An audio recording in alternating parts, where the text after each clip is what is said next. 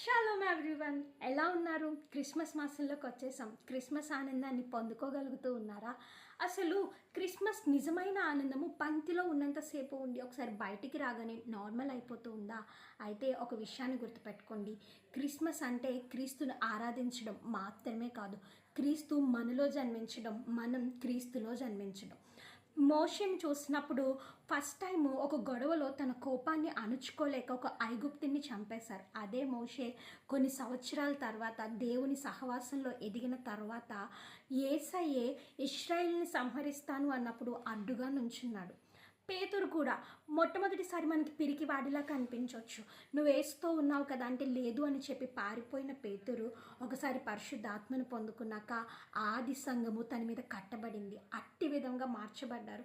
కోపం నుంచి సమాధానం వైపు, పిరికితనం నుంచి ధైర్యం వైపు, అంటే వారిలో స్వభావ సిద్ధంగా ఉన్న లక్షణాలను జయించి నూతన స్వభావాన్ని పొందుకోవడమే క్రీస్తు మనలో జన్మించడం అంటే. కొంతమంది నాకు చిన్నప్పటి నుంచి కోపం ఎక్కువ, నాకు కొంచెం కోపం ఎక్కువ అని చెప్తూ ఉంటారే కానీ క్రీస్తులో ఉన్నప్పుడు ఆ కోపాన్ని అణుచుకోగలగడం, ఆ కోపాన్ని తగ్గించుకోగలగడం, అదే కదా క్రీస్తులో జన్మించడం అంటే.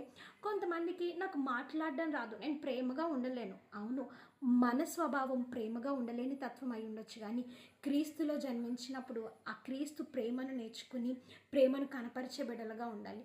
నాకు పుట్టుక నుంచి ఇదే అలవాటు, లేదు అంటే నేను చిన్నప్పటి నుంచి ఇలానే ఉన్నాను, నేను పిరికి వాడిని, నేను ధైర్యం లేని వాడిని, లేదు అంటే నాకు మాట్లాడడం సరిగ్గా రాదు, నాకు కోపం ఎక్కువ.